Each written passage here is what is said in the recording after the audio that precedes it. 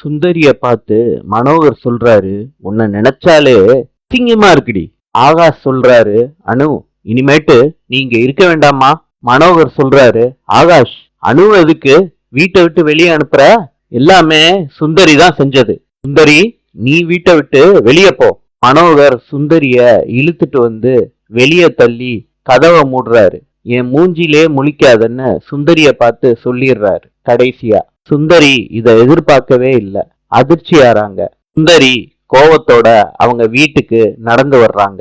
சுந்தரியோட அம்மா கேக்குறாங்க, என்ன அவரைக்காய பீன்ஸ் மாதிரி வெட்டி வச்சிருக்க சுந்தரி?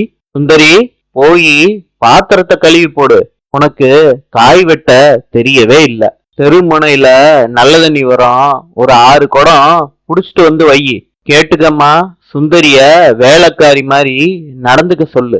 இவளுக்கெல்லாம் நம்ம இந்த வீட்டுல இடம் கொடுத்து வச்சிருக்கதே பெரிய விஷயம். சுந்தரிய பார்த்து சொல்றாங்க, உங்க மாமியா லக்ஷ்மி மாதிரி இந்த வீட்டுல இருக்கவங்க எல்லாம் இருப்பாங்கன்னு நினைக்கவே நினைக்காதீங்க சுந்தரி.